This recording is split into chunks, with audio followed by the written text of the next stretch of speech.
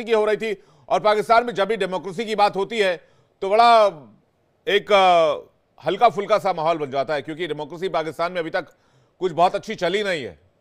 कई बार सैन्य तख्ता पलट हो चुका है, कई बार जनरल वहां पर सरकार चला चुके हैं, और आज भी, आज की तारीख में भी पर्दे के पीछे से सरकार वहां के जनरल ही चला रहे हैं। लेकिन जाफरी साहब जैसा कह रहे थे, मैं उनका एहतराम करता हूं, वो बात कर रहे थे कि भाई एक ट्रांसपेरेंसी लाने की कोशिश है। बिल्कुल विवेक, ऐसा है पाकिस्तान के अंदर जो आज के दिन की सिचुएशन है, जहां पर चारों तरफ अनरेस्ट चल रहा है, चाहे वो बलूचिस्तान हो, चाहे खैबर पख्तूनख्वा हो, चाहे सिंध हो, चाहे गिलगित बाल्टिस्तान हो, या पीओके हो, अभी चारों तरफ जब ऐसे ही हरकत हो रही हो सरकार के खिलाफ, तो वहाँ की जो फौज है उसके खिलाफ, उनके अत्याचारों के खिलाफ, अभी वो जो एक प्रेशर बनता है एक सोशल मीडिया के माध्यम से, उसको दबाने का बस एक ही तरीका इनको मिला कि हम किस प्रकार से इस रूल को, जो एक्ट है, पीका एक्ट जो 2016 में शायद इन्होंने पारित किया था, उसको इन्होंने और स्ट्रिंजेंट बना दिया। और इसके अंदर क्या क्या प्रावधान कर दिया कि कोई भी गलत इंफॉर्मेशन, फेक न्यूज या किसी को डिफेम करना, तो उसका क्या है, ऑनर्स ऑफ प्रूफ, वो गलत है कि सही है, ऑनर्स ऑफ प्रूफ उस आदमी के ऊपर है जो बेचारा आपको न्यूज दे रहा है। अगर उसने किसी अपने सोर्स के माध्यम से जी। कोई न्यूज हासिल करी है, उस सोर्स को प्रोटेक्ट करेगा, वो नहीं बताएगा मैंने कहां से इसको खबर को हासिल किया। तो अभी क्या होगा कि उस हालत में उसको 3 साल की जेल हो जाएगी, और वो सिर्फ सुप्रीम कोर्ट में ही अपील कर सकता है। और ये एक बहुत ड्रैकोनियन लॉ है, जिसको फ्रीडम ऑफ स्पीच किसी भी डेमोक्रेटिक कंट्री के अंदर अगर इस प्रकार का रूल बना दिया जाए, तो डेमोक्रेसी कहाँ की रही? तो एक बनाना रिपब्लिक बन गई ना, एक मार्शल लॉ लग गया वहां पे। एक चुनी हुई सरकार, आपने मुखौटा सामने रखा हुआ है, पीछे से फौज आपकी हुकूमत चला रही है, तो अवाम का भला कहाँ होगा? आज के दिन में पूरे जो वहां के अवाम है, जो बुद्धिजीवी हैं, वो सारे सड़कों में निकल आए हैं इस पीका के खिलाफ जो इन्होंने अमेंड किया अभी। तो दूसरा, पीटीआई भी अब इसके ऊपर एक एजिटेशन मेरे करने का प्लान बना रही है। तो अगर कोई बड़ा ये नॉर्मल एक्ट होता, बड़ा नॉर्मल कानून होता, तो इस तरह से उसकी बरखिलाफत थोड़ी होती वहां पाकिस्तान में। तो इसका मतलब ये है कि कोई भी इंसान पाकिस्तान के अंदर सोशल मीडिया हो, व्हाट्सएप हो, टिकटॉक हो, स्काइप, किसी के माध्यम से अगर वो कोई भी इंफॉर्मेशन ऐसी दे दे जो सही नहीं है, और वो जो अदारे हैं वहां के बोले नहीं ये गलत है, वो आदमी तो जेल चला गया ना 3 साल। और जब तक उसकी हाजिरी सुप्रीम कोर्ट में लगेगी, 3 साल उसके वैसे ही निकल जाएंगे। तो वो तो एक बार अंदर होगा तो बाहर नहीं निकलेगा 3 साल के लिए। तो इसलिए इसको बोलते हैं muffling of free expression. Free expression, तो एक डेमोक्रेसी के अंदर आपने एक्सप्रेशन ही बंद कर दिया, तो डेमोक्रेसी कहाँ की रहेगी वो? तो मेरा दूसरा मानना ये है, जब भी आप कभी किसी चीज को सप्रेस करते हैं, वो और प्रोलिफरेट होकर निकलती है। कभी भी आपने देखा हो दुनिया में, जब भी कभी आप किस चीज को सप्रेस करते हैं, वो और प्रोलिफरेट हो जाती है। वो फिर एक स्टीम जो है फटती है, वो जी। उसको कंट्रोल करना मुश्किल हो जाता है। और अगर यही माहौल चलता रहा पाकिस्तान में, मेरे को लगता है कि वो दिन दूर नहीं है कि जब पाकिस्तान की अवाम खुद इस सरकार को गिराएगी और पाकिस्तान के फौज के पीछे पड़ जाएगी कि इनको अब ताकत से हटाएं, अब ट्रू डेमोक्रेसी लेके आए पाकिस्तान के अंदर, अब चुना हुआ नुमाइंदा रखे जो अवाम की भलाई, अवाम की खुशहाली, अवाम की तरक्की, मुल्क की तरक्की के बारे में सोचे। और ये नहीं कि फौज वहां लूट रही है, दूसरे लोग उधर लूट रहे हैं, अवाम पिस रही है बीच में। आपका जो क्या नहीं, बोलते हैं, ये तरकीबें वही कि जीडीपी कैसे बढ़े, मुल्क का ग्रोथ कैसे हो, ये तो नहीं, लेकिन सेंसरशिप कैसे लगाई जाए, मकसद क्या है इसका? जैसा कि आपने कहा कि भाई जाफरी साहब कह रहे हैं ट्रांसपेरेंसी मकसद है। अरे भाई, किस बात की ट्रांसपेरेंसी? रात में 2 बजे पत्रकारों को उठाने क्या मतलब है? कौन सी ट्रांसपेरेंसी है ये? मोहसिन रजा खान के पास जा रहा हूं मैं। खान साहब, आवाज आ रही है आपको? जी जी आ रही है।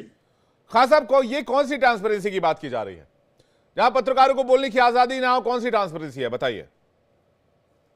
देखें, पाकिस्तान में जैसे आपने पहले ही कहा कि पाकिस्तान में एक तवील अरसे तक कोई फौजी हुकूमतें नहीं और एक गैर जमहूरी दौर रहा, लेकिन पाकिस्तान के साफियों ने कभी भी अपने असूलों पे और आज़ादी सहाफत पे कभी कंप्रोमाइज नहीं किया। हम्म। अजहर हक के दौर में 4 साफियों को कोड़े भी मारे गए। पाकिस्तान के साफियों ने कोड़े भी बर्दाश्त किए। और अभी हम देख रहे हैं कि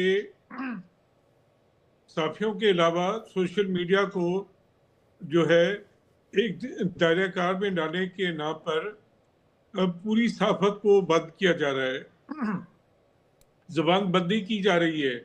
अगर आप सरकार में हैं और आपको किसी साफी से शिकायत है तो आप उसके खिलाफ कंप्लेंट करेंगे और उस कंप्लेंट की कोई तहकीकात नहीं होगी क्या है ये बात ठीक है या गलत है, या साफी ने ठीक बात की है या गलत बात की है।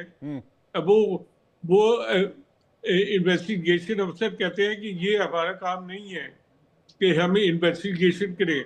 हमारा काम है कि जो शिकायत आई है कि ये साइबर क्राइम के तहत कार्रवाई की जाए, तो हमारा काम है साइबर क्राइम के तहत किसी साफी या किसी भी शख्स के खिलाफ कार्रवाई करना।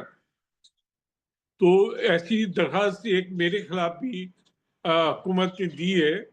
तो जब हम वहाँ गए, जो वफाकी इन्वेस्टिगेशन एजेंसी है उनका साइबर सेल है, तो हमने उन्हें बताया कि हमने तो जो बात की है इसके तमाम सबूत हमारे पास हैं, तो आप इसकी तहकीकात करें। तो उस अफसर ने कहा कि तहकीकात करना मेरा काम नहीं है, मेरा काम तो सिर्फ साइबर की तक महदूद है और वो आपकी कंप्लेंट की गई है, तो लिहाजा मेरा काम आपके खिलाफ कार्रवाई। लेकिन मौसी साहब, आपने ऐसा कौन सा काम कर दिया था जो आपका नाम इसमें डाल दिया? मैंने पाकिस्तान का टेलीविजन है सरकारी जी, उसमें करप्शन हो रही थी और उसमें एक साफी ने वीलॉग किया था। हाँ, सिर्फ मैंने वो वीलॉग ट्विटर पे शेयर किया है और ये बताने के लिए मैंने उस पर एक शेर लिखा था कि सुन तो सही जहाँ में तेरा फसाना है क्या, और बस यही मेरी गलती होगी। आपने अब बस ट्विटर पे एक लाइन लिख दिया था कि भाई क्या हो रहा है। हाँ, तो वो लाइन बर्दाश्त नहीं हुई हुकूमत से और उसी बर्दाश्त में मुझे नोटिस दे दिया और मेरी हाजिरी हुई वहाँ पे। और वही अभी मुझे पता नहीं है कि उस केस का क्या बनेगा, क्योंकि इस नए कानून के तहत तो आप 3 साल कैद भी कर सकते हैं और ये हुकूमत के पास ड्रैकोनियन जो लॉ है ये इस्तेमाल करने का इख्तियार आ गया है। अब हुकूमत ने हम चाहते हैं कि हुकूमत जो है सोशल मीडिया को रेगुलेट करे, लेकिन उसके लिए वो स्टेक होल्डर्स के साथ बैठकर बात करे और कोई तरीकाकार बनाए। कोई ऐसा तरीकाकार बनना चाहिए जिसके तहत स्टेक होल्डर जो है और उनसे बैठ के बात करके हुकूमत कोई कानून बनाए। कानून बनाने के आप खिलाफ नहीं है, लेकिन आप एकतरफा तौर पे एक कानून बनाते हैं तो कानून असम्बली में आता है, हुकूमती जमातों के लोग बिना सोचे समझे बिना किसी बहस किए उस कानून को अप्रूव कर लेते हैं और सदर पाकिस्तान असेंबली ज़रदारी जो है उसको कानून को बाकायदा एसेंट दे देते हैं और वो कानून की शक्ल बन के अब नाफिज हो गया है। मतलब किसी से कोई कुछ नहीं पूछा, किसी